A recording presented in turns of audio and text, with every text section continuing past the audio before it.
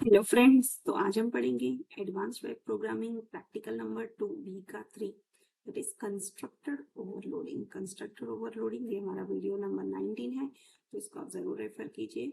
यहाँ पे बेसिकली क्या होता है, हम एक कंस्ट्रक्टर लेते हैं और उसको हम ओवरलोड करेंगे। तो it is the ability to redefine a constructor in more than one form. The user can implement constructor overloading by defining two or more constructor in a class sharing the same name। मतलब हम क्या कर सकते हैं, एक function को same name के दो तीन फंक्शन बना सकते हैं और उसको अलग अलग आर्ग्यूमेंट्स पास कर सकते हैं, और depending on the argument type that particular function will get executed. जैसे अगर मैंने ऐड का फंक्शन बनाया है तो मैं दो इंटीजर पास करूंगी, तो वो वाला फंक्शन एग्जीक्यूट हो जाएगा जिसमें इंटीजर पैरामीटर्स है। अगर मैंने एक इंटीजर एक फ्लोट पास किया तो मेरा दूसरा फंक्शन एग्जीक्यूट होगा जहां पे पैरामीटर्स इंटीजर और फ्लोट है। और अगर मैंने इंटीजर और स्ट्रिंग पास किया तो वो अकॉर्डिंगली वो फंक्शन एग्जीक्यूट हो जाएगा। मतलब हम अलग अलग टाइप के कंस्ट्रक्टर्स बना सकते हैं, जैसे कि हमारा अगर आर्ग्यूमेंट टाइप चेंज कर सकते हैं, नंबर ऑफ आर्ग्यूमेंट चेंज कर सकते हैं, एंड ऑर्डर ऑफ आर्ग्यूमेंट्स हम चेंज कर सकते हैं। तो आपको ये प्रोग्राम हम विजुअल स्टूडियो में करके दिखाते हैं। आपको विजुअल स्टूडियो ओपन करना है। देखिए, मैं यहाँ से विजुअल स्टूडियो इंस्टॉलर ये टाइप कर देती हूँ। यहाँ पर आपको लॉन्च करना है, यहाँ पे क्लिक करके आपको लॉन्च करना है।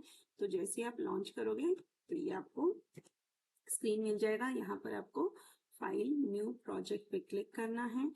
फिर न्यू फाइल प्रोजेक्ट में आपको कंसोल ऐप सेलेक्ट करना है। फिर आप कोई भी एक नाम दे दीजिए प्रोग्राम को, और नेक्स्ट पे क्रिएट कर दीजिए। अब यहाँ पे मैं इसको क्रिएट कर देती हूँ नया प्रोजेक्ट। तो यहाँ पर आपको ये कोड लिखना है। ये देखिए, कोड मैं आपको एक्सप्लेन कर देती हूँ। Using system class add. अब हमने क्लास ऐड बनाया है, उसमें हम फंक्शन देने वाले हैं ऐड।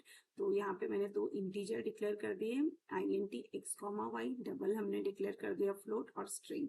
अब हमने इसी नेम का एक फंक्शन क्रिएट किया ऐड। इसमें हमने दो पैरामीटर्स पास किए हैं, INT a and double b।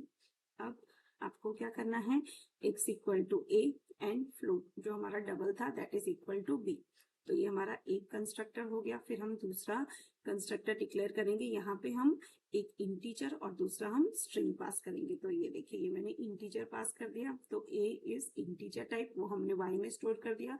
b is of string type, तो उसको हमने s में स्टोर कर दिया। अब हम क्या डिस्प्ले करेंगे, वॉइड शो। तो अगर हमारा फर्स्ट कंस्ट्रक्टर का आउटपुट है तो it will be one integer and float, तो उसका सम डिस्प्ले हो जाएगा। एंड दूसरा हमारा है एक इंटीजर एंड स्ट्रिंग, तो ये इंटीजर एंड स्ट्रिंग का आउटपुट डिस्प्ले होगा। तो अब डिपेंडिंग ऑन हम कौन सा फंक्शन कॉल कर रहे हैं, अगर हम ऐड फंक्शन को यूज करते हैं और उसके अंदर इंटीजर एंड डबल पास करते हैं तो हमारा फर्स्ट पार्ट एग्जीक्यूट होगा। लेकिन अगर हम एक ऐड फंक्शन को कॉल करके एक इंटीजर और स्ट्रिंग डिस्प्ले करते हैं या इससे स्ट्रिंग पैरामीटर पास करते हैं तो हमारा second part of function execute हो जाएगा। तो इसको हम कंप्लीट करने के लिए static void main function use करेंगे।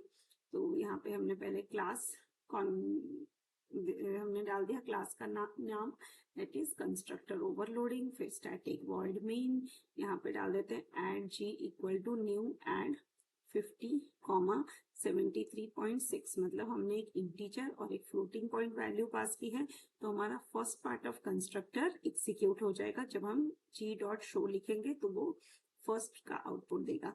अब हम क्या करते हैं, यहाँ पे एक इंटीजर और एक स्ट्रिंग पास करते हैं, तो ये second part of function execute होगा और उसका आउटपुट आ जाएगा। तो यहाँ पे देखिए, अगर फर्स्ट पार्ट होगा तो दो एक इंटीजर एक फ्लोट को ऐड करके ये वाला आउटपुट आ जाएगा, और जब हम एक string integer and string pass करते हैं तो ये वाला आउटपुट आएगा। तो अब हम इसे रन कर लेते हैं।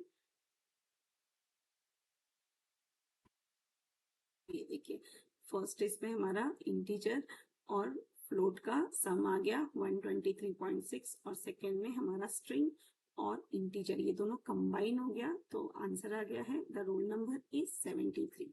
So I hope this practical was interesting. Thank you.